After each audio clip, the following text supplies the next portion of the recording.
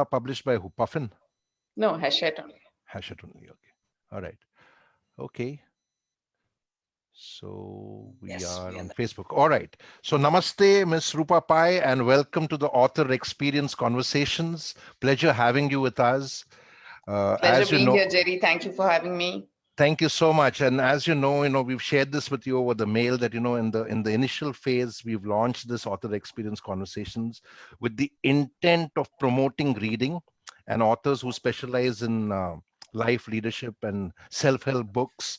What you've been doing with the Vedas and the Upanishads, etc., and then also true stories of real heroes and biographies of people who are making a difference and championing change, and of course books which are focusing on social, political, and economic concerns for the country and the world. So those are the three genres of books that we are focusing on. So pleasure having you with us, and it's great to have somebody who's written like a buffet of books. So let's start by knowing a little more about you and your journey overall, not just as an author, but because you started as a computer engineer, I think. So Mhm. let's understand the computer engineer and the transition to being an author and everything that you do in the space of heritage walks, history walks for children, etc. Yeah.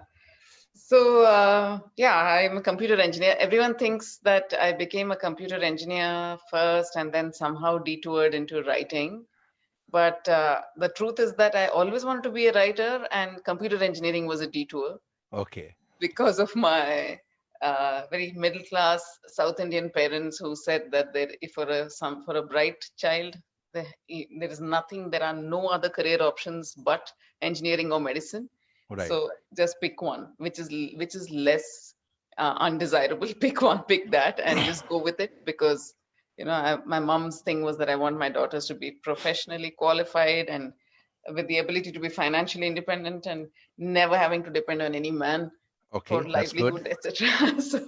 So yeah, even though I always knew I wanted to be a writer and not just any writer, I wanted to be a writer of Indian stories for Indian children.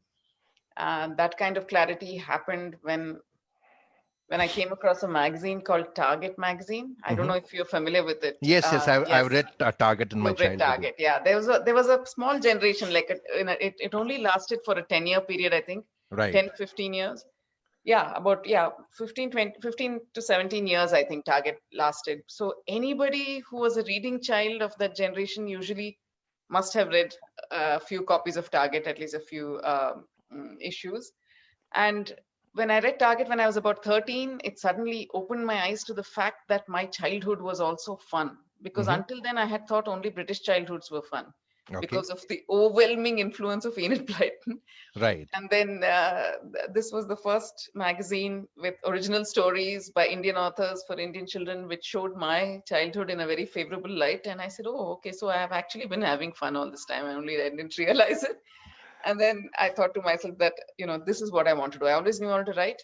And I Hmm. perhaps knew that I wanted to write for children as well. But I said, I want to write very Indian stories for Indian children Right. so that they never feel that they are somehow less than anybody else, so to help them appreciate their own heritage and stuff. And that thought has informed everything I've done, whether it's the heritage walks or it's the writing that I do for children.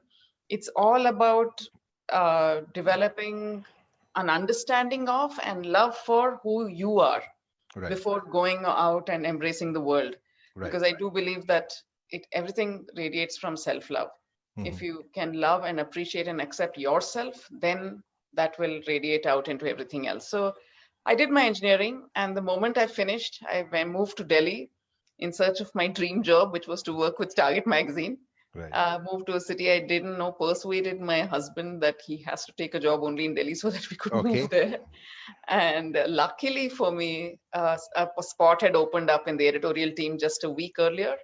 And that's how I began my journey writing for children. Hmm. But my books actually only began much later. But funnily enough, it was because my first editor at Target magazine, who I absolutely adore, Hmm. and who I'd been out of touch with for 10 years after I had quit Target to move to London. Okay. She got back in touch with me when I came back to India after having lived in London and the US and various places. Hmm. and said that, I've just taken over as editorial director for children's books at this new Indian arm of this huge publishing company called Hachette. Okay. And they've just opened in India. And, I came across one of your stories in a children's magazine recently, and that's exactly the style I want from my author. Mhm. So will you please write for me? So that it's sort of one full circle was completed there. And that's how I began writing books for children. And Quite late. which year was this? This was 2009. 2009. Okay. 2009, yeah. And right. before that happened, I had already, with my husband, co-founded this heritage walks and tours company called Bangalore Walks, Right. because we had come back from the US and seen how much they make of their history and, everything there, every little thing they have, they celebrate it so much. And we felt like we have so much here, and we just don't talk about it enough in a way that will attract everybody, and particularly for children. Once again, I felt that unless children of Bangalore know their own city and Right. their own local heritage well, what is the point teaching them about the Second World War or something that happened so far away? It has Right. to radiate out. All learning has to radiate from your local to global. Right. If you go away to global, missing out the local, then you miss a very vital part of growth and understanding and comprehension. So that we were doing that, and then Vatsala called Banerjee, my editor. She asked me to come in and help her and do a series of books for her, for children, and for Hachette, and that's how Tara Knots was born. So I wrote in Taranauts. Tara Knots. Yes. So it's TARANAUTS, Right. and it was India's first fantasy adventure series for children. Okay. 8 parts, and it was the underpinning was Indian mythology, Indian society.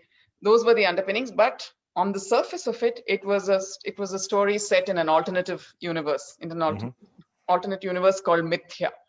Okay. So even the language that the people of Mithya spoke, which was called Mithya Tara tongue. is like myths, is what you're saying. But Mithya in Sanskrit means the unreal. So okay. Right. So it was set in that universe. Right. And the people of that universe spoke a language called Tara tongue, which used a lot of Indian language words mixed up with English words. Right. So, for instance, a shapeshifter would be called a morpho-roop, and and the food that they enjoyed were things like creposas, which was like a mix of a crepe and a dosa, and samchoris. The children of Mithya ate samchoris, with samosa and kachori, and basically it was the old story of good versus evil. But especially, except that nothing, since Indian philosophy doesn't term anything as evil. There's just good and not so good as far as decision making is concerned, and the good can become not so good because of bad decisions, and the bad can become good because of good decisions. So it's that eternal cycle, the concept of duality. Yes. Duality, but good and bad, and nobody is irredeemable. There is no such concept of evil.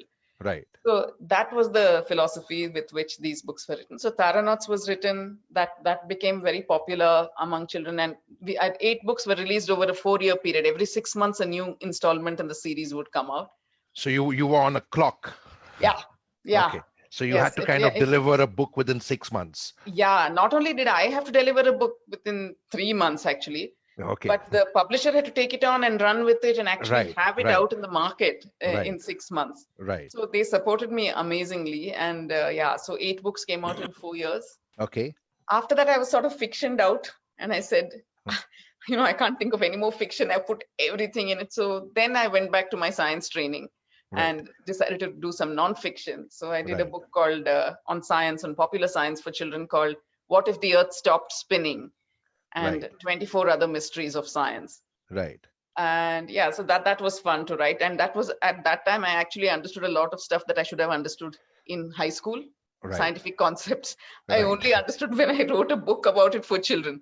Right. Because that's when you had to simplify it. You have to simplify, and you have to be very clear about the concept to be able to simplify it. Right. So that was fun. That was a very nice exercise. And after that, once again, I was at a loose end thinking, what should I write? And that's when my editor, Vatsala, she said, I have this great idea. And I'm like, yeah, what? Tell me. because I don't have any ideas. And she said, I'll tell you what, I think you should write the Bhagwad Gita for children. Okay. And my jaw sort of hit the floor All right. and my eyes rolled, and I was like in shock. And I'm like, no, no, no, no, no, definitely not the Bhagwad Gita for children, because I myself am not that familiar with the text. I've never read it in its entirety growing up. I didn't grow up. And which year was this? This was perhaps 2013, end of 2013, maybe. Okay. Okay. So, because the last book of Taranauts came out in 2013. So Right. either in 2013 or early 2014, she was after my life. Okay, now next book, and why don't you do the Gita for children? Okay. And I'm like, first of all, I'm not familiar with it. Secondly, people tell me that even those who know it well have spent years and years steeped in it, and they say that we have only been able to peel off like a few layers. There's still Right. so much in it. Right. And how do I, doesn't know, who don't even know the first thing about it, what gives me the right to take such a revered text and try to interpret it, that too for impressionable young minds? Right. I don't think I'm the right person. But somehow she believed in me and she trusted me, and she said she just wouldn't let go. And so I said, okay, I'll give it a month. I'll actually go and get myself a copy of the Gita. I'll get a few commentaries together. I'll ask Right. people who know, and Right. I'll actually give it a proper chance. I'll read it. But if it turns out to be patriarchal or casteist or sexist in any way, I'm not going to whitewash it for children, and I'm not going to do it. And I only think it's meant for old people. And I had all these different, apprehensions about it. But when I actually sat down with an open mind, I said, okay, I'm going to give it a fighting chance. I'm just going to, without any prejudices, go into it. Right. And I began to read the commentaries and the text, and I was fascinated. I was hooked, and I said, my God, I don't know why I've missed reading this text all this time. How long did you research it for? About maybe 6 months. 6 months. Yeah, Okay. for 5 to 6 months. But for some reason, it spoke to me, and it wasn't that hard. It wasn't an uphill task. I began to feel a resonance with everything that it was saying. Right. And I said, oh my God, this has to be taken to children. Everybody in India, all children in India should know, because it's really, there's nothing religious about it. It is a very secular book of wisdom, and it's really just a self-help book. And Right. it's the oldest self-help book in the world. So And the reason I'm very keen and interested is because I did arts, like most people in my era, and most boys at least were doing science and commerce, and I chose arts. And the Bhagwad Gita is what I studied, because I majored in philosophy and English literature. And it's very fascinating because I've never treated it as a religious text. But before I share my insights, I want to know what are the finer nuances of the Gita that touched you when you were researching the book? Yeah. So first of all, I think because I was trying to write it for children, right, I'm like, how do I take this very complex philosophical ideas and very abstract ideas, concepts, and translate it into something that children can identify with or relate to? And one of the things one of my aunts said to me really flipped a switch. She said, you do know that Arjuna and Krishna are best friends, right? right. And I said, no, I didn't know they were friends. I thought they were like, because I always, that picture was in my head of on the battlefield with Krishna with his Abhaya Hasta and Arjuna like this in supplication. And I always thought that it was a kind of a mentor-mentee relationship, Right. or a God and devotee kind of relationship. Right. And she said, no, they were friends. And immediately I thought to myself, so basically the Bhagavad Gita is a conversation between two best friends. Surely I can write about it for children. Right. That makes it a children's story almost, like, Right. two friends chatting about something. Of course, what they were chatting about was very deep and profound, but essentially it's that. And essentially, what is it? It's one friend who's really confused, is on the horns of a really huge dilemma, placing his dilemma in the hands of his friend, and his friend talks him through it and leads him to resolution. So I said, okay, that can be done. So that was one kind of opening up of one layer, which said, okay, I can do this. But what are the main ones? Just that, I don't know, that I have never been a big fan of competition. I hate to compete for things. And this seemed to, and the world had always told me that you have to compete. for Right. everything. You have to have this vision of where you want to go. Unless you vision it, you won't get it. Yeah. And I used to score. I did well in academics. I was always among the top, but somehow I didn't like that idea at all of competing and then waiting for the results and waiting. It's just too much tension and nonsense. Right. And here was Krishna validating my feelings. He Absolutely. saying that you only have to compete with yourself. Be the best that you can be. Absolutely. Absolutely. And that is why I always say that it is the first book of neuroscience, because this is what Carol Dweck writes in her book called Mindset, that Yeah, what most parents and education systems teach children is to compete with others, and yeah, that creates a fixed mindset. Growth mindset is where you compete with yourself, and yeah, there's research to prove that champions compete with the self, and that's mhm, exactly what the conversation is all about. yeah, Very nice. So we're on the same page. Yeah, yeah. please continue. Yes. Yeah. So that was one wonderful insight, to focus on the effort and not on the outcome. Right. That is of course one of the core teachings, but that was so beautiful because it Right. said that if you focus on the outcome, you will be distracted from your effort. Then your Right. effort won't be 100%. Right. And secondly, the most important thing is you cannot control the outcome, can you? But you can control the effort. So Right. why not put your entire focus and effort into controlling what you can control and leave the rest to the universe, because you can't control it anyway. Right. So that was also one boom moment. And then there's the other part about, which that part which made me a little much less judgmental of other people, because he talks about the three modes, the three gunas in human nature, which is the sattva and the rajas and the tamas. Hmm. Sattva is a feeling of bliss and contentment, Right. when you feel in balance with Right. yourself. And then rajas is a period of high activity when you're constantly doing something. And tamas is when you feel lethargic and tired, and you just a period of rest. And these are repeated in nature. We can see it winter. In Right. winter, nature rests.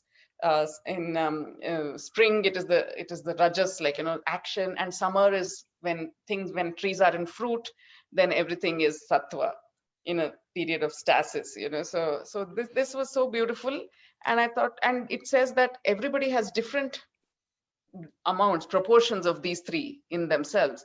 And that is why they react in a particular way to different situations, because you're either naturally sattvic or naturally rajasic or naturally tamasic. And then you have to work your way through all three, of course, in the course of Right. a day, in the course of a life. It's You about have getting the balance. getting the balance, keep coming back to the balance. But some people react different to different things because they have naturally different proportions of these things. Right. And once you realize that, you stop expecting everyone to be exactly like you or react in the same way as you are. You say, but that's a different person. Learn to respect Right. that people have different, so you become less judgmental of other people. So things Right. like that, and that whole focus on the environment, like when Krishna says that uh, there is a sacred cycle of give and take that happens between gods and men. It's not just gods who nourish men, it is the responsibility of men to nourish gods as well. Right. And if this sacred covenant, if this sacred contract is breached, then we have trouble. And I feel Greta Thunberg has been talking about that. We have breached the contract we have with the gods of nature. Right. We haven't kept up our part of the bargain. They are continuing to Absolutely. give it, Absolutely. and we are not giving it back. So, Right. so things like that. Yeah, I Yeah. just love the Gita for all that. Very beautiful. Are you religious? Not, not really. I don't know. What do you mean by religious? Like, are you a believer? Do you believe in any god or any I religion? do believe in a huge cosmic energy that powers all of us. Right. That So is so bigger so than it's the us. same here, because I don't believe in any deity or in any Yeah, yeah, religion, yeah. because I mean I was born in a family that practices Christianity and Catholicism, but I don't believe, and I don't think Jesus was the son of God, and I'm very blatant and brutally blunt about this. Mhm. That's the reason I asked you, because I liked what you wrote in the I mean, I have one of your books, which Yeah, is the Vedas and the Upanishads for children, and you write over here to all the readers of this book: don't settle for being human. Discover the God that you really are. And I've been kind of unpacking this word called namaste for the past many years, and I do my talks around namaste. And anywhere in the world where I speak, I'm a professional speaker and a coach, right? That's my bread and butter. I start with namaste. And I tell them it's not a word which is an Indian word, because there was no concept called India at the time yeah, when it originated. This originated in the time of the Sanatan Dharma. right? And what basically means is that I respect the God in you, and Yeah. it's reciprocal, and Yeah. I respect the divine power in you, and I respect the unlimited potential in you, because Yes. if you and I want, we can move mountains. It's not some Yes. god of faith which will move mountains. And what basically says is that respect the God in every human being and the Yeah. nature that we live in, because Yeah. if we are not respecting that, we are not respecting any God. It's because God is not in the temple or the church or the Yeah. mosque or the gurudwara. God is in the human being and the nature that we're living in all living beings. And I think that's where it touched the chord, what you just said, that we've kind of not respected that contract, Yeah. which is with the universe, which is with Yeah. the cosmos. And Greta Thunberg is now, but this is in 1992. There was Severin Suzuki, who was a 12-year-old Hmm. who gate crashed and ambushed the UN world leaders at Rio de Janeiro in Brazil. Severin is one of our Karmaveer nominees. Yeah. Oh. And she's a firebrand eco crusader today. This is 1992. She was 12 years old with two of her friends. She traveled from Vancouver to Brazil, Hmm. and said that we are going to come and present what children are thinking about the UN and things like that. And that's how she ambushed them. And she actually said to them that this world does not belong to you. So Hmm. stop breaking it, because Yeah. you don't know how to fix it. And that's Yeah. 1992. The world is more broken 28 years later. Yeah. And I Yeah. completely kind of resonate with what you're saying, because what you just said, that focus on the effort, not the outcome. And we've taken all this learning in a book of ours called Mojosh Inspirator, which is a self-help, personal development, discovery, and transformation book. And we're taking this to schools and children. And you're very passionate about children. And what most parents teach us, what most education systems teach us, is competition and to win, succeed, Yeah. without realizing that success is not in our hands. Yeah. And the concept is put in your best effort, because if you put in your best effort, you may succeed. But if you Yes. don't put in your best effort, you will surely fail. Yeah. And somewhere the messaging and the communication has gone wrong. And that's what I heard you saying. So I'm feeling very validated that, a lot of teachers and parents who would be listening to this, I Yeah. hope they take some great insight away from this, because Yeah. even though there's huge research to show this, people are not accepting it. My Yeah. question to you is, I mean, the Vedas were first, then the Upanishads, then the Puranas, and then finally the Bhagwad Gita. So what made you, or what made Vatsala ask you to write the Bhagwad Gita first, when it should have been the other way around? I don't think she was thinking so much. I think the Gita and the Puranas I mean, the Gita came first and the Puranas followed. Right, It's not the Puranas first and the Gita. The Gita is basically the distillation of all the wisdom of the Upanishads. right. But I don't think I mean, neither did she know very much about the Bhagavad Gita or the Upanishads or Okay, anything. okay, okay. But the Gita is the best known. Like Right, a lot more people know about the Bhagavad Gita than they do about the Upanishads. right, And actually, her very core from her very publisher viewpoint, it was that we now Hachette has a Ramayana for children, we have a Mahabharata for children. So right, to complete the trilogy, we need a Bhagavad Gita for children. right, So why don't you do it? right, That it was that basically. right, But and neither did I know actually. I also didn't know that that the Gita is a distillation of the wisdom of the Upanishads. I didn't know right, very much about the right, Upanishads either. So then I began to write about the Gita. Then I realized that it's a distillation of the Upanishads. Finished it, and of course was like really, really tense that right. people would throw stones at my house the day it came out. That somehow I must have misinterpreted something. I haven't got it because I was still a novice, but Yeah, it just seemed very validating and very simple for me to understand. But having heard so many people say that it's not at all simple, I was really very unsure. And of course, we had got it vetted by experts. Vivek Debroy loved it. He had said it has to be published, all that. So there was some, right, okay, it's not that bad. But neither Vatsala nor I are experts. So we were a bit psyched. right, But it came out and it was embraced, taken to heart by everyone. And it says the Gita for children, more adults read it than children. To date, more right, adults have read it than children. And especially people of my generation, our generation, were like, oh, thank God, a book, Bhagavad Gita for children. Then maybe I'll be able to understand something right, finally, right. because everybody's been intimidated by this book. It's been put on a pedestal. You've been told to bow before it. You're never Mhm. taught to be its friend, that Right, it's your lifetime guide. Have it by your bedside, it will help you. It's not taught like that. It's like, oh, Krishna is speaking, so it's like very from on high. But actually you can treat it as an equal, as a lovely, wonderful friend that you can always refer to in times of need. Right. So yeah, so that what was your question, Jerry? Sorry, I went away So from it. no, I was asking in the logical order. The Vedas should Yeah, have yeah, been yeah, first, the Upanishads yeah. next, and then the Right. Bhagwad Gita, and that's what I was saying. So the So Gita came out, right, and then by now, of course, Vatsala, who had edited the book, and me knew that the Upanishads were the source of the Gita. And the moment it started doing quite well and was well accepted, Vatsala was like, okay, now Vedas and Upanishads. And I'm okay. like, no, So I'm not going to be typecast as that kind of writer. I am right, very curious. I want to write about other stuff. right, So she said, okay, fine, take your time, do something else and come back. So okay, then I wrote a book on economics for children, okay. because what the Gita had done for me So which year was was Gita published? 2015. 2015, the Bhagavad Gita for children. Mm. Okay, So then I went off to write the economics for children. I mean, So You Want to Know About Economics, a book okay. called that for Roopa Publishers. And that was a standalone book, or was it a series? Standalone, Okay, standalone book. And so what the Gita did for me was it gave me the confidence that if I approached any subject with an open mind and a willingness to receive, that subject would speak to me. And I said, what is another subject that I know nothing about but wish I did? And I right, said, economics. I've never ever studied it. And there's a whole newspaper called Economic Times which comes to my house, which I can't understand a word of. And this is quite silly. As an adult, I should be able to know this. So then I said, what's the best way to understand a subject? Write a book about it for children. right. so, so I went Because and now you have to simplify it so that they understand it, they and which understand means, it. yeah, So also I am going in as a complete novice. So my aha moments, I will be able to transmit to them, because I'm not going from a position of I know this and I'm trying to tell it to right, you. I'm right, also discovering and I'm writing it as I discover. right, And that was a sleeper hit. It did so well. It continues to do so well. This book on economics. right, Okay, which and Dr. Raghu Ram Rajan, who I completely cold called. I just sent him a message. He was at the end of his term. I found the official email address, RBI governor at something, rbi.com or something. right, right, And I wrote him a mail and I said, I've written this book and you're such a good teacher, because I'd seen some of his YouTube videos explaining right, dosanomics or something.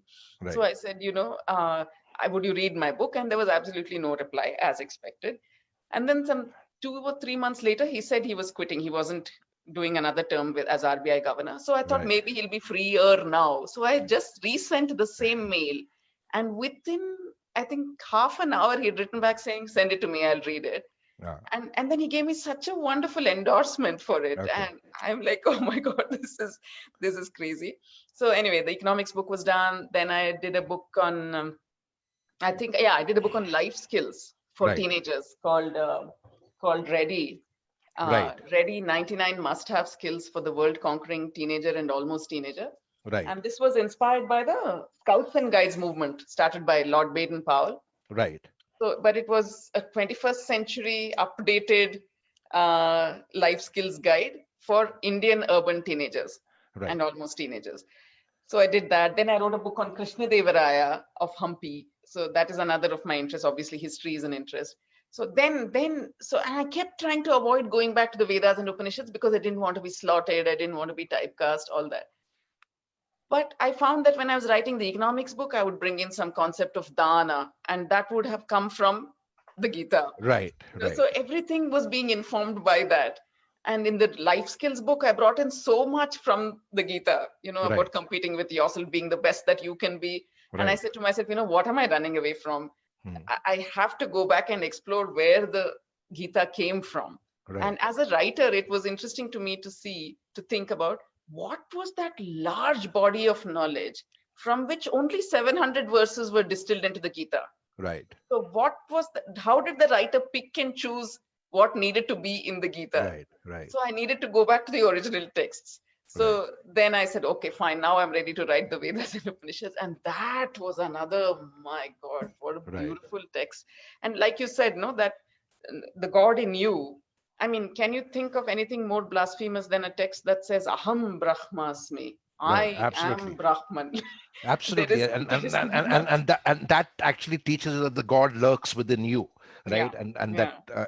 the human is not a like in Christianity they say that he was created in the form of God. In the No, image, in his yeah, image. No, yeah. no, So it is that's him. Like yeah, there yeah, is no so, difference. yeah, It is quite that, and then Aham Brahmasmi, but also Tattvamasi. So are you. Brahman, not just me. So are Right, you. right, So that whole inclusiveness, the acceptance of diversity, right, the like the understanding that otherness is only a delusion, that right. we are all the same. All those things were just marvelous. And to think that people of this nation, who lived here by our rivers and meditated in our forests, came up with these insights, that is very goosebumpy. So Right, right, yeah, that was right. a wonderful experience too. And that's what you call it, the forest labs. Yeah. Yeah. Yes, yeah, and absolutely, because I mean, it was about a way of life. It was about how to live a life well, righteously, on Yeah. the path of truth, Yeah. and unfortunately, that's all got twisted in the current Yeah. state of affairs, Yeah. because nobody is really following those principles. Yeah. Rather, kind of practicing it like some make believe, blind believing religion. Selective things take out Yeah. of context. And therein lies the problem.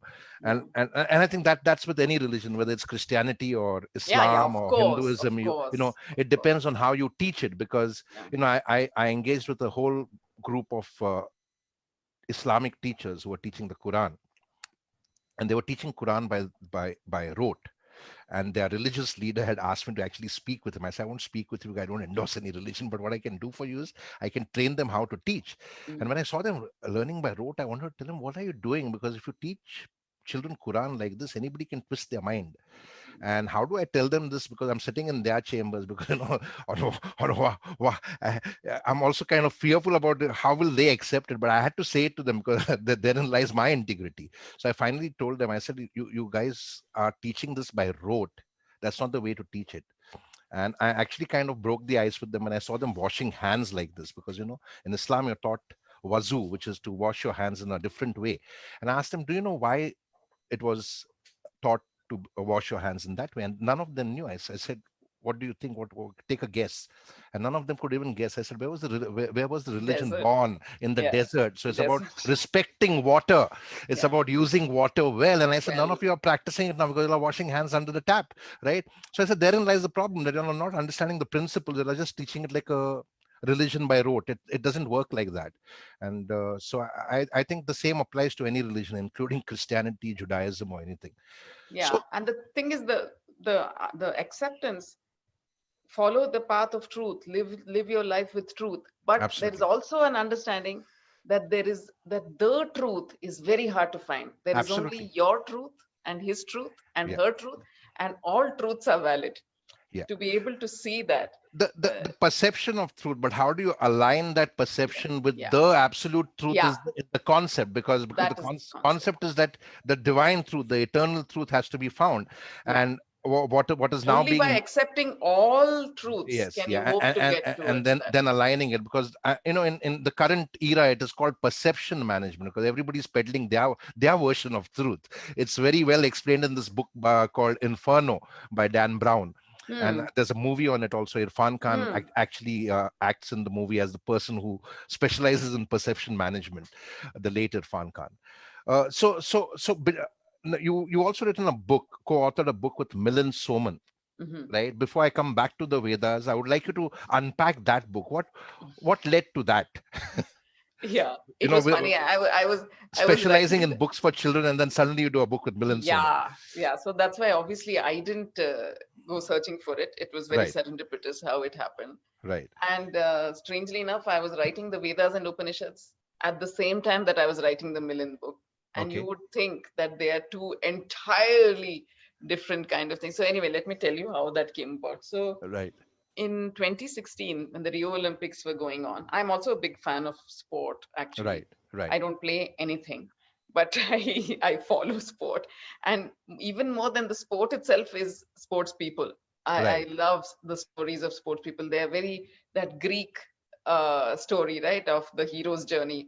They right, all seem to have that they right. start from nothing, and then especially Indian athletes have that so much. And so sports movies are my favorite thing, etc. So anyway, Rio Olympics, I was very excited. And all those stories were coming out, and I got I was, and particularly Indian sports women, they are my big area of interest. So I began to, I just wrote one thing about a rower from Maharashtra Hmm.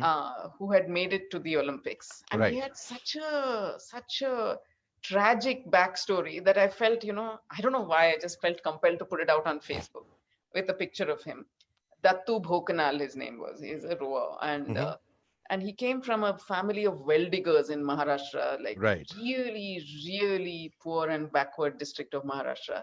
And he was terrified of water. So he couldn't even participate in the well digging part of his family's profession. Right. And so he went off to join the army, thinking that'll be at least I'll do something there. And as it always happens in this rum game called life, he was found to be really had a perfect physique for rowing. Okay. So they put him in the water. and and the thing was, he realized that if he won at sports competitions in the army, promotions might be possible, and therefore he began to row. And just 3 years after he first sat in a boat, he was at the Olympics. Okay. He had qualified for the Olympics. But by the time he got there, or I think while he was in the training camp, etc., or something, his mum had a fall and was in coma and really poor. So she did not even, I just mentioned that she doesn't even know that her son is at the Olympics. And here he is. And I just ended with, it takes all kinds of courage to be an Olympian. Right. Okay, so Right. it was a very small post with a picture of him, but it coincided with, I think Shobha Day probably made a statement saying that it was the third day after the Olympics had begun, and she said, we still haven't won any medals. I don't know why we send so many people to the Olympics. What's the point? And mine came out at that point. I had not even heard of the Shobha Day story. It came out, and for that reason, I think it went viral. People just picked it up. It was shared some 1,500, 3,000 times, my post. And I was just doing my thing, and in the evening I looked and I was like, what's happening? And it had gone so well. So then I thought to myself, okay, if people like such stories, then I'm going to do one every day, and I'm going to show. And Rio, the time zone was such that our 9 a.m., I mean, when their 9 a.m. was our 3 p.m. So I had the whole day to research and write a story and say that today at 5 p.m., watch this girl in the heats. Today at 9 p.m., watch Deepa Karmakar on the balance beam. So I could do that. And I did, and just went completely. So I did I think 14, 15 posts, one for each day of the Olympics, and began to be shared. And I got thousands of friend requests. Everybody wanted to be my friend on Facebook. And I wasn't looking at it very much until there was a comment by a Milind Soman saying how well you write. And I was like, okay, what? I mean, there can't be too many Milind Somans. So I went and, looked him up, stalked him, and it was that Milind Soman. And I said, wow, okay. And I said, okay, thanks, Milind. And of course, immediately called up all the girlfriends. Do you know who wants to be my Facebook friend, etc. Right. So that happened. And I thought that was the end of that. He had also sent me a friend request. So I accepted it. And I thought that was the end of that. Then a year later, Penguin calls me, an editor from Penguin called Gurveen Chadda, lovely young and very efficient and wonderful. And she called me and said, I have a strange request. So I said, what? So she said, I know you write for children, but would you be willing to take on a book for adults? And I said, what book? And then she told me, Milind Soman, we've been trying to get him to write his memoir forever. He's always been finding some excuse to fob us off. But when we went after him again a couple of months ago, he said, okay.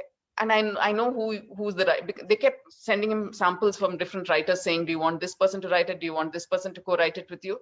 And he kept saying, yeah, okay. And then finally he told them, okay, there is this one woman. I don't know if she's a writer, but she can write.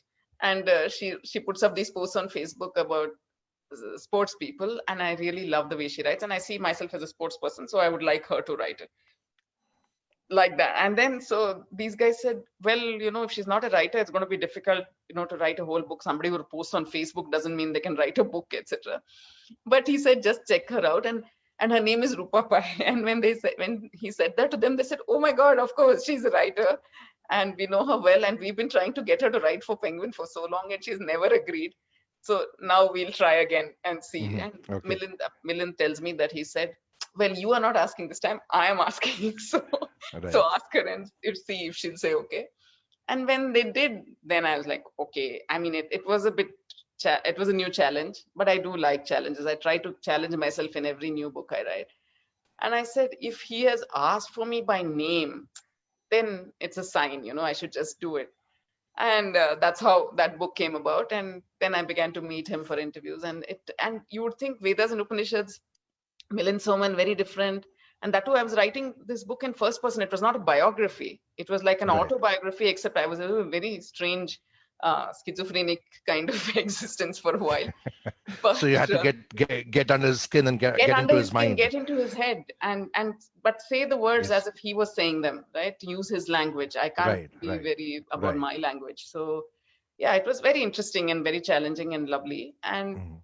the thing was that I found that he was so sorted in his head for all the things that he has done in his life, and where all he's been and what all he's done, and how famous he is. Mhm.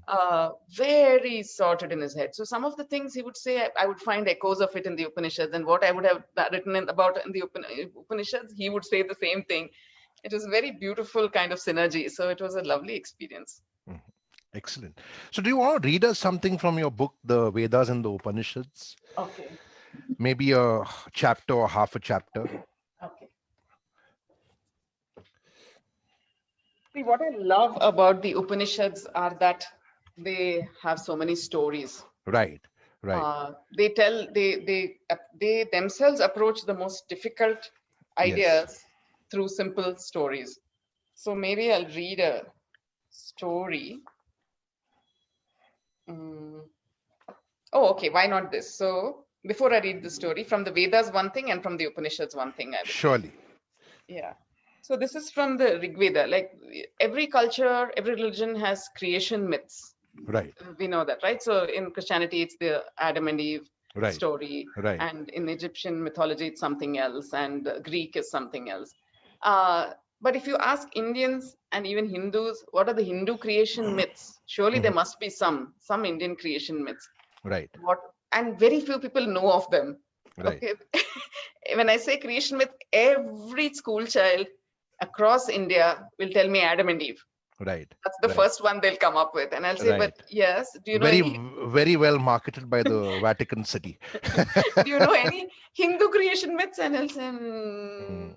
maybe not. So they're very confused. Right. So the wonderful thing about the Rig Veda, which sort of reflects its whole the whole philosophy, the Vedas and Upanishads, as to about accepting different points of view and Right. accepting and questioning received wisdom. Absolutely. That is one of the things they keep insisting on. You have to question, don't accept it. And Right. you have to find your own path to the ultimate truth. True. There is no path. There is no well-marked path that you just walk on and you'll reach there. No. We True. can only show you guidelines and guideposts, and you have to find your way. You agree to So disagree. you agree to disagree respectfully, and Yes. then find your own. So the creation in Rig Veda, typically, because of what you would expect, there is not one but 4 creation myths. Right. So here's one creation myth. Don't like it? Okay, try this one for size. Don't like this one Okay. also? What Right. about this? Don't like it? Here's a 4th one. Don't like this? So you have multiple choices. Multiple choice. And you can pick whatever is in tune with you. And if you don't like any of the 4, make another one entirely. Because really, who knows? Right. That is the question. Who knows? Right. And there is always that open end, we don't know. So I want to read one of those creation myths. And Right. it's very famous one. The hymn is called the Nasadiya Sukta. Right. Na asat, like what is not true. Right. What is not true. Na Right. asat. So that's how the hymn starts. Therefore, it's called Nasadiya Sukta. And this is, of course, just my translation of it from other translations in English, what I gleaned, and I put it like this. And to you and whoever is listening in, I would request that you close your eyes Right. while I'm reading this. I'm trying to read it slightly dramatically. Sure. And it's a very visual hymn. So a description of how the world was created, how it came into being. So try and imagine it in your head as I read. So the hymn of that which is not non-existent, the Nasadiya Sukta. Then there was nothing that was non-existent, nor anything that was. No air, no light, no heaven, no space, no death, no life, no night, no day. Darkness hidden in darkness, except for something that stirred in the still by its own will, and then was born of its own fire, its own desire, cleaving, splitting into above and below, giving and receiving, seed and womb. It swelled the universe where chaos was rife with power and life. And then they bring the googly in. Who really knows where it all came from, this creation? Who can declare that this is how it was done? Even the gods came later. Only he knows, he who fashioned it all. Or does he? So that's how it ends. Or does he? There's still Does he? even the omniscient being who's supposed to know how it happened, does he? Right, So right. there's doubt. Doubt is the seed of all knowledge, of all progress, of all growth. If you don't Right. doubt, then you don't grow. Right. So, Being and if you, Bernard Shaw says, being unreasonable, because all progress depends on the unreasonable person. yes, Because absolutely. you're You unreasonable demand, because you you're want to reason. dissatisfied, Yeah, discontent. you want to rationalize, you want to be Yeah. curious, you want to create. You want to And create a better world. right, You want to fairer right, world. right. So you're constantly striving. Only then does change happen. So that was from the Vedas part of it. Yeah, that was from the Vedas part. And I And want to ask you, Jerry, Veda. as Mm, I read it and you visualized it, right. what did it remind you of? So I've rationalized this. So I think this would be more like a question to be posed to all the people who are Yeah. listening in. But Yeah. I've rationalized this because I don't believe in Adam and Eve, and I kind of have a stand-up comic act on that. If Adam and Eve were the and it's not a Christian concept; it's actually a concept from Judaism, Yeah. because Old Testament. we still follow the Jew God, Yeah. right? Though Yeah. we follow Jehovah. the Christian son of the Yeah. Jew God, who was Yeah. also born as a Jew, right? Yeah. So Yes. so I have a whole stand-up act on this, right? Because my next aspiration is to be a stand-up comic, right? So the only to kind of challenge blind beliefs of people, because humor takes the edge away. Yeah. And so you have Adam and Eve, and then you have Adam and Eve, who had three sons. The first two were Cain and Abel, and Cain kills Abel because of jealousy and envy and things like that. And then was Seth. Now, if Adam and Eve had three sons, how did the reproduction happen? Yeah. Right? It completely baffles you and confuses you, right? So it's crazy. And in the Indian terms, then what Eddie Murphy says in Beverly Hills Cop applies, right? His favorite word in Beverly Hills Cop Part 1, right? So then you have Darwin's theory, right? Which is, you had the dinosaurs, and then cosmic evolution happened, and then humankind came in, and then we were hunters and gatherers. So if we actually go into the Vedas, into the old ancient scripts, it shows you the hunters and gatherers, because we used to eat meat. Today's version of Hinduism says that we are vegetarians. Yeah. But at that version in Vedas, it's also there in the original script of Ramayana, where meat was being served in the Swayamvar, in their gatherings, right? So it's got completely twisted. But what I felt from what you were narrating, and while you were reading out, is that yes, there is, keep an open mind, because nobody really knows where the origin is from. Yeah. Different people have tried to peddle it in different ways, be it religions, because so the two most ancient religions are Judaism, and I won't call it Hinduism, it is Sanatan Dharma. Because Vedas originated in the time of Sanatan Dharma. There was no concept called Hindu till the Persians came and said those people living by the Sindhu River, they couldn't say Sindhu, so they said, oh, Hindu hai. So now we got a different version of Hinduism, which is called Hindutva, which is the militant version of Hinduism. So and it's very easy to twist people, because they don't want to go to the depth, right? So I think this, what you just read out, gives you a foundation to say, keep an open mind. Right? Don't follow blind beliefs, or don't get misled by people. Also, when you're listening to it, it sounds so much like the Big Bang Theory. Absolutely. Darkness hidden in darkness, and then the universe began to swell and split into two: hope and desire, seed and womb. So Have you read any of the books by Ed Vishwanathan?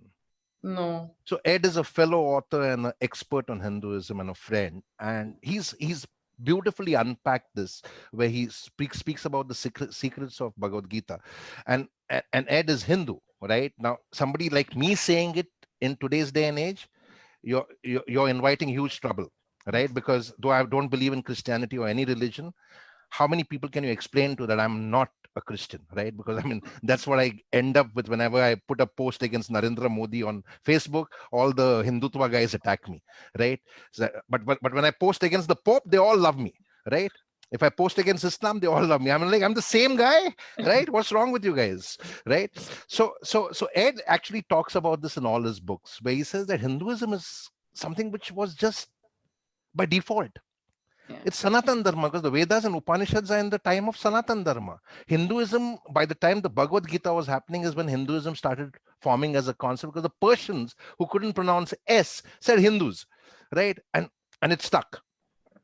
So Hinduism is not a religion, it's not a way of life. The way of life is Sanatan Dharma, Yeah. which is exactly what Namaste teaches you, that respect Yeah. all human beings, Yeah. practice humility, practice equality. Then you have Manu, who completely twisted the script, right? Manusmriti. So you kind of marginalize the women, you marginalize the so-called lower caste, and we live with those social evils which were perpetrated by a few people who wanted to kind of, control humanity and humankind. And I always say this, that God didn't create humans, that humans created God so that they could control other human beings with the word of God. Absolutely. Right. Yeah. So that's where I come from. And I could completely relate with it, because the whole idea is, I think in today's context, where you see stark polarization, right? Because this has happened since 2014. It's completely stark now. It's visible everywhere. It's even visible on LinkedIn, which is actually not a site to kind of post things like that. But you still have people posting thoughts about religion, and it's crazy, because I think that's where what you just read out applies, that keep an open mind to understanding, that there's no lower caste, because they're all from the same Brahma that you talk about, because what the Vedas teach you, that I am the God, also applies to the so-called Oh, lower of course, caste, right? of course, So that's what. absolutely. Yeah. Yeah. So then from the Upanishads, from the Brihadaranyaka Upanishad, I want to read a story, if there Yes. is time for that.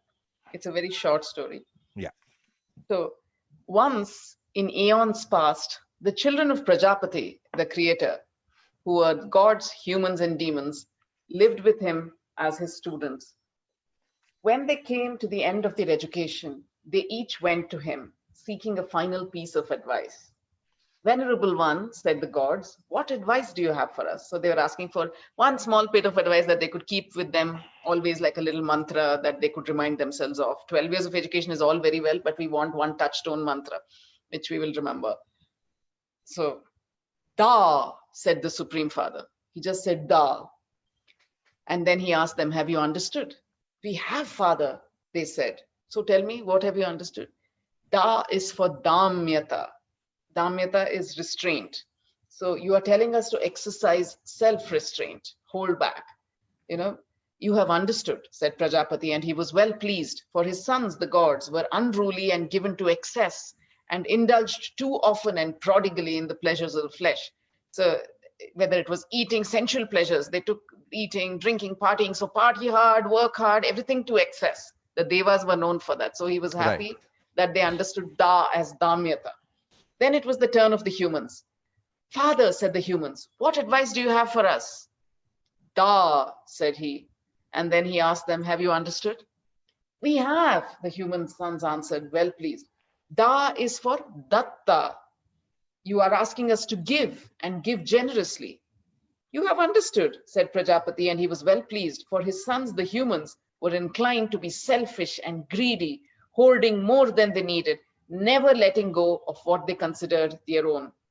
So the human tendency is to hold on to things, your children, your relationships, your anger, your grief, and never letting it go, your grudges, your desire for revenge. So say, Datta, give it away, be generous, don't hold on. Right. So that, and then you have, so then it was the turn of the demons, and the demons always thought that they were always treated badly. They were always third-class citizens in their father's kingdom. So Right. whatever you told the devas and the humans, we want the same thing. We also want a mantra. So Most respected sir, said the demons, what advice do you have for us? Da, said the creator. And then he asked them, have you understood? We have, sir, his demon sons answered. Da is for Dayadhvam. You are telling us to be compassionate. You have understood, said Prajapati, and he was well pleased. For his sons, the demons, had a cruel streak and did not hesitate to harm and kill in the pursuit of their own ends. Very nice. Okay, and each stormy night, so that Prajapati's children never forget, the divine voice of thunder repeats the supreme teaching. Da da da. That's how thunder rolls across the sky. Damyata datta dayadhvam. Now, the question is, then that is from the scripture. Then I add my own thing. Da da da. But you're never going to be able to hear you're never going to be able to hear the voice of thunder again without going, what were those teachings again? So you'll never hear thunder without asking. And that's great for all three teachings. So you might ask yourself, only Da was for humans, right? The other Da was for Devas and Asura. So why are we hearing three Das? Why are we hearing all the three? And that's great. For all three teachings are really meant only for us, humans. Right. You see, each of us contains in ourselves both God and demon.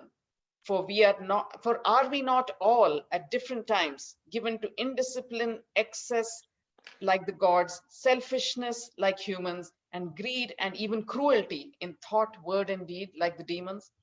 When we live life king size, going overboard with food, fizzy drinks, money, laughter, device time, we are displaying the God side of our personalities. We are generous at that point, unlike humans, and perhaps even compassionate, unlike the demons, for we ourselves are so full of joy. But there is such a thing as too much of a good thing. Excess drains us in ways that we do not immediately realize. Right. When you feel you're overdoing something, therefore, pause, gather yourself, and pull back, remembering the teaching, damyata. Right. When we get all petty and possessive about what we consider ours, we are displaying the human side of our personalities. We could be practicing severe self-restraint, which makes us godlike at the same time, and being compassionate too, thus keeping our demons at bay. But our small-mindedness will give us away and reveal us to be mostly human. When you catch yourself being too human, remember the teaching, datta, and let go.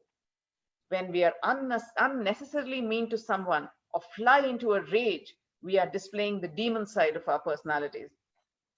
Even if we are being highly disciplined like the gods or being generous with our time and money like good humans, the fact that we are essentially being cruel outs us as demons and brings about our downfall. The next time you're about to say or do something that could hurt someone, remember the teaching dayadhvam, and check yourself. Right. So that's the Very nice. And it's like a feeling of vindication for me because uh, as a person born in the Christian family, I've studied the Bhagwad Gita closely. And we've created a learning program. I was telling you about the Mojosh Inspirator book. yeah. And we've created an entire learning program, which is Uh-huh. basically it's a book Uh-huh. condensed into 150,000 words now from 600,000 words. This is like 15 years of research and 4.5 years of writing, rewriting, editing, 5 editors who finally have told me, enough, Jerry, go to market, right? And we've created this learning, and it actually covers this, what you said. Okay. If you worked in Target, so in most corporates we talk about work-life balance, and I say Yeah. work-life balance is such a sham. So in the book we talk about life, play, work balance, which basically means that you have to be on top of life. If Yeah. life becomes overbearing for you, your work will never be productive. You have to play, you have to be enthusiastic, you have to be energized, because Yeah. failing which your productivity is down. So life, it's like an inverted triangle. Life and play come above, work is below, right? Because the work cannot be highly productive and effective if you're not good. And neuroscience actually shows you this, that only a calm mind can create with excellence, because a mind which is not calm creates mediocrity. And that's what the modern education system and parenting does to us, because we are all the time like, I will tell you what to do, like you were told to become a computer engineer, right? And that's why we're taking this education to schools, and we just kind of covered all this because we started something called Joy of Giving as a part of the International Uh-huh. Confederation of NGOs. And you would see that we start with the trigger power called vulnerability. To understand your vulnerability, you're just another human, you're a mere mortal, right? And that's where, what you talked about, restraint. So we call it temperance. These are all Temperance. principles, right? That Yeah. you need to know where to draw the line, failing which you'll never be content. And that's the biggest concern of the world today. Everybody's trying to keep up with the Joneses. So you're Yeah. never truly living your own life. You're living the richer relative or the cousin's life or the neighbor's life. Neighbor's life. Yeah. And then the second, which is the joy of giving, that when you give, you Yeah. get more, because now Yeah. neuroscience has proven it, that all your happy chemicals are flowing when you make a contribution. And that, be compassionate, so that Yeah. and be humane, which is Yeah. and the Gita explains this beautifully in one of their lines, where it says empathy and consciousness is understanding the pain and suffering of others Yeah. without it happening to you, Yeah. which is rooted in the concept of empathy, which every religion teaches, but Yeah. unfortunately, most don't even know what the golden rule of humanity is. Yeah. And therein lies the problem. So I like that entire concept, and the way you've given it, that sound mnemonic, Yeah. the da, Yeah. da, da, so that Yeah. it has a recall and stickiness factor. And that's, Yeah. we've covered this in our Karmakari book, which has, so what we are trying to do in schools is we're not only working with the children, because, we have a touch point with the child 4 times in a year, but the teacher and the parent has a touch point with the child every day. So Yeah. we are training the teachers to teach the children the basic principles and way of life. That's the infinitum that you saw over there, that you can never think you achieve perfection. Yeah. You can never think you are the best. It's continuous It's improvement, continuous. kaizen, Yeah. right? You have to keep evolving, become better versions of yourself, and that is the God within you. Yeah. And I must tell you, I was inspired to get on this journey of forming the Karmaveer Awards, writing the Karmakari books, by a so-called lower caste who comes from a community called the Musahar community. And when we started Joy of Giving in 2003, when we were researching this community, I happened to meet this man called Dashrath Manji, who was a 5 feet 2 inch man, and he had actually moved a mountain. So, so Yes. when I'm I was telling wondering, people, this sounds familiar, the name. Yeah. Yeah. yes. So Ketan Mehta made a movie on him Yeah. in Mountain Man. 2016. Of course, I mean, he kind of used too many Yeah. cinematic licenses, which I didn't agree with. Because Manchi was a very simple, humble soul who had no such ideas about, challenging the mountain. Because, of course, you have to do that in movies. But I had I the, know. And I in had fact, that itself would go against Indian the thought. You don't challenge the mountain, yeah. you submit to it, You right? submit to it, but that, Yeah. that I will put in all my effort to cut you. So Effort. so I had the golden opportunity to meet this man by accident, because I was Uh-huh. researching the community, and I had the privilege of breaking bread with him and listening to the entire story sitting on a charpoy, where another person had to tell us the story, because he only spoke in his Bihari dialect and I couldn't understand a word of what he was saying. And I said, "Are you pulling my leg or are you serious?" And they said, "No, 22 years, 10 hours every day, right? 5 o'clock in the 4 o'clock in the morning to 9 o'clock in the morning, and 6 to 11 in the evening. He's cutting that mountain." People laughed at him.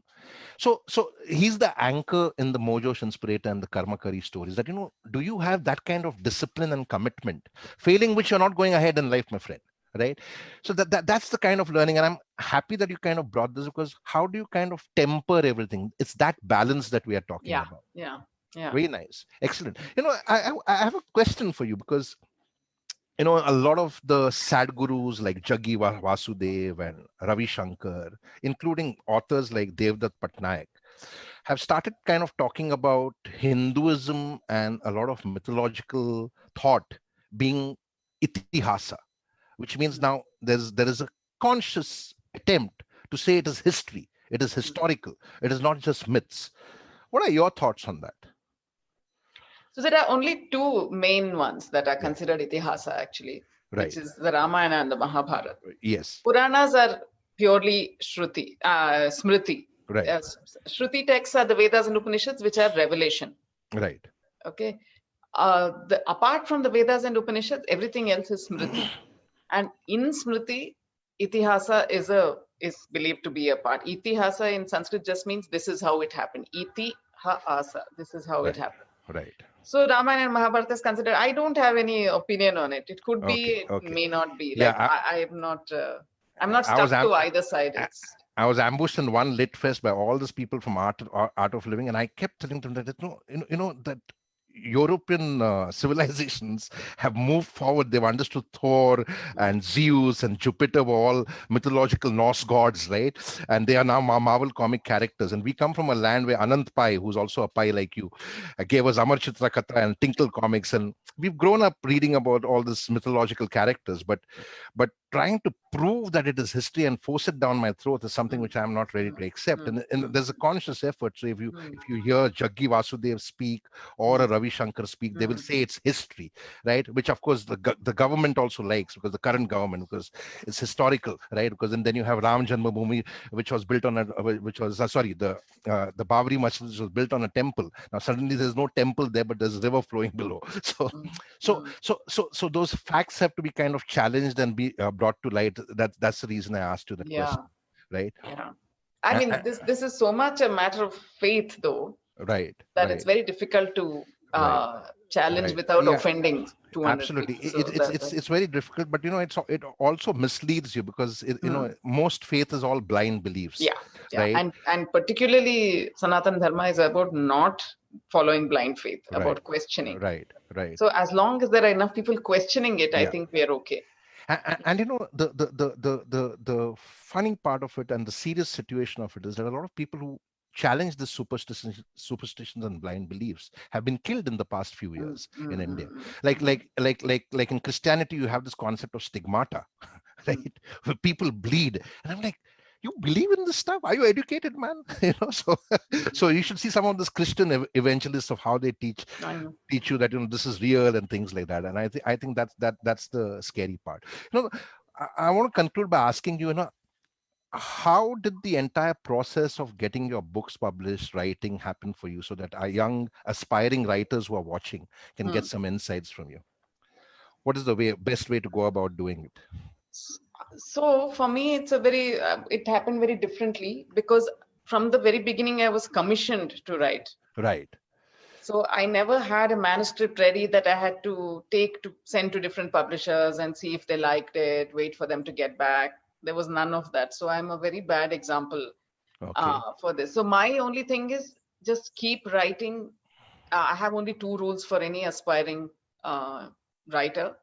The first one is read. And the second rule is write. Right.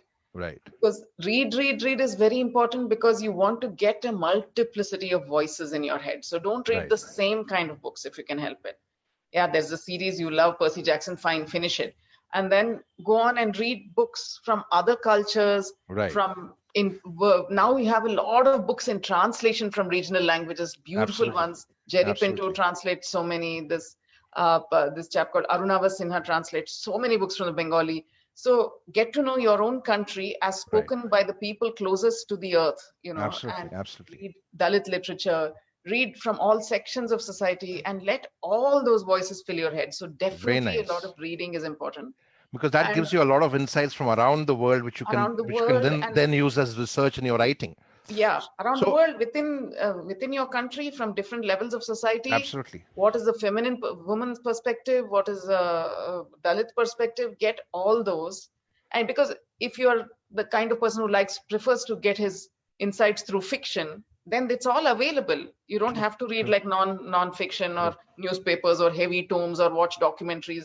You can read wonderful works of fiction and get the same insights. Very true. And the second one is write, because you can want to write all you wish, and you may have all these stories in your head. Maybe the greatest genius ever born, but unless you sit and with discipline put pen to paper or fingers to keyboard and actually start and finish writing something, you are never going to get there.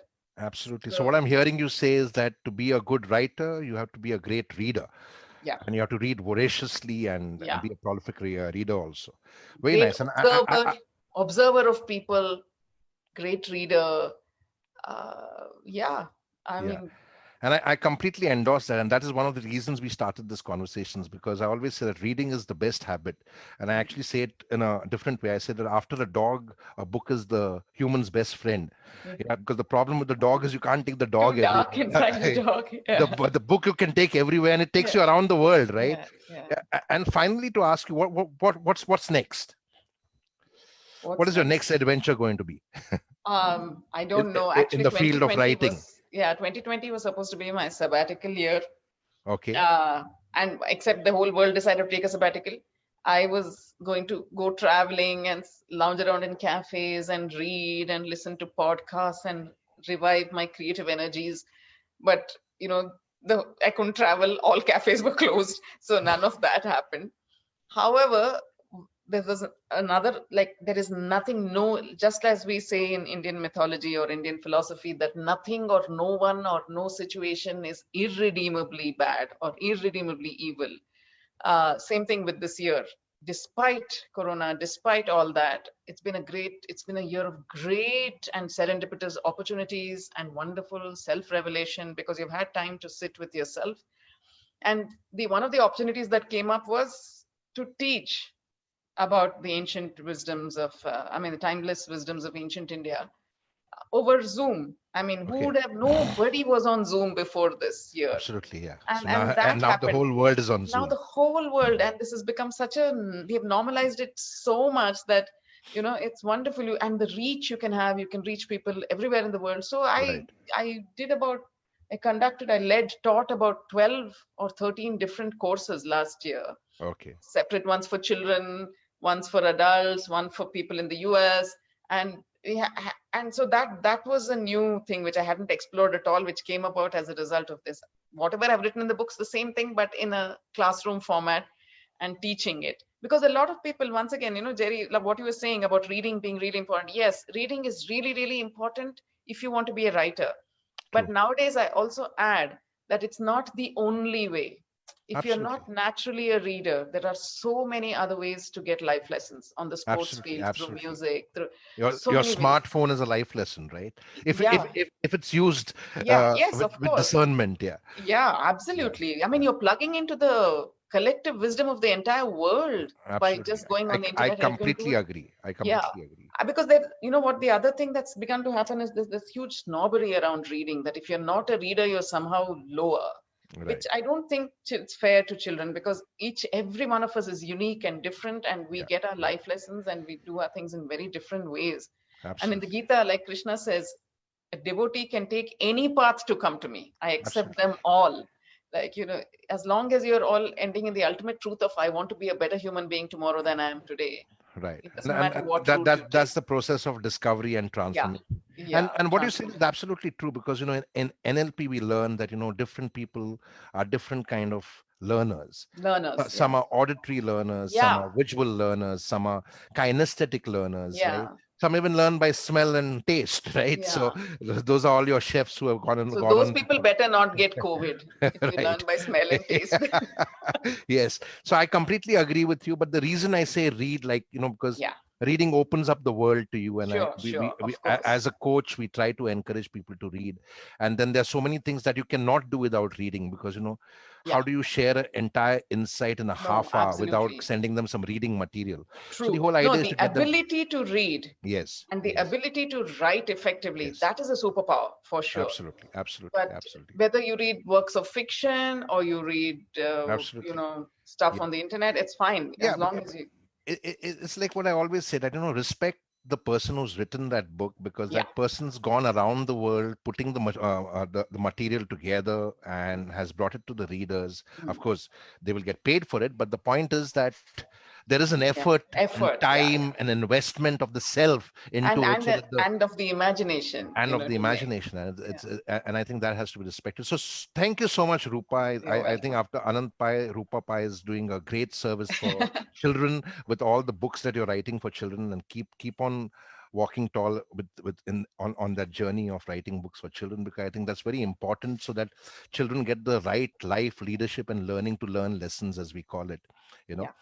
and I always said that the Bhagwad Gita is the first known concept of neuroscience, because Krishna is the prefrontal cortex, what is Yeah. called as the third eye in neuroscience. Arjuna is the emotional brain, the amygdala. He's hijacked, fight, flight, or freeze, right? And the horses are control all your senses, so that your Yeah. sixth sense comes alive. And it teaches you everything about, right from war, which is the physiological and the psychological war within, that you're fighting the good and the bad within you. It's all within all of us. So there's Absolutely. nobody who's evil, because it's a choice, Yeah. right? Yeah. Yeah. Do you choose to walk on the path of righteousness, Yes. or do you choose not We to walk on each that path? we each have the potential to be a god or a demon. And It's that what we choose. each choice will lead to a Lead consequence, towards. Yeah. which is your destiny. So Yeah. it's not that there's something which is predestined or Not at preordained. all. That is one of You the most absolutely, and that you misunderstood and yeah, and that you thing. create your own destiny, because what he's You telling create Arjuna your is own destiny. that if you think they are your family, You won't fight and they will kill you. If you understand that they are enemy, you may fight and you stand a chance of winning. But others, you don't stand a chance of winning. And it's so And beautifully explained. who is this metaphorical family? Who are the Right. people, who are the things that you don't want Yeah, to kill because that is your comfort zone? They are absolutely. your laziness, they are your sloth, Right. they are Absolutely. your Absolutely. desire. You don't want to give them up Yeah. because you identify with them. Without them, who am I? Absolutely. But All the bad habits which are easy bad to develop habits. and hard to break, Yeah, Kauravas, and yeah, Pandavas, good yes, habits which are difficult to develop and easy to difficult. break. Yeah, And that's what neuroscience and psychological studies show you, that you work on those principles which what we've outlined in the diagram that you saw. We call it yeah, the Mojos Inspirator Infinitum. That if you work on this continuously, you are uh, kind of unleashing your superpowers, because those are all within you, that heroic potential. And there is a author and a scientist called Bruce Lipton, who's actually written a book called The Biology of Belief, and he's also the father of epigenetics. And there's an old science called Enneagram. So we've taken all that learning, that today you can change a marker, disease which could be in your DNA, and you can actually change the entire texture and the way your DNA works, right? So you're not you're not subservient or a slave to anything, not even your genetics, right? So you can completely change it. So it's this not so Millen Soman kept saying, you're not a slave to your genetics. You can say, yeah, change you that can as well. completely change it. So that's what epigenetics is now. It's like, Yeah, not an emerging science anymore, because well accepted. and yeah, and this 10,000-year-old science called Enneagram actually said that every human has vices and virtues, and you can kind of subdue the vices by practicing all the virtues. And it actually created this 9 personality types. So there's a lot of learning in there, and thank you so much for sharing the insights. thank you. It's all from the ancient text, which is the Yeah, and now superscript. I just want to let your readers, I mean, the listeners know that I Yes, also run these courses. So yes. if Yeah, they follow surely, me on surely. Facebook, they will know about the And courses too. to all our readers and viewers who have joined in, thank you so much. Roopa Pai's books are available on Amazon Yeah, and at bookstores. this Many is this is bookstores are. the Yes. this one has made it to Amazon's book list of 100 books one must read in a lifetime. 100 Indian Excellent. books. So, Brilliant. Great. yeah. Congratulations. So thank you Thank so much, you. Rupa, and Namaste. namaste. Have a great Namaste. evening. Thank you, Yeah, sir. you too. Bye bye. Bye, Jerry. Thank you for your time and being with us today. Thank you. Thank you.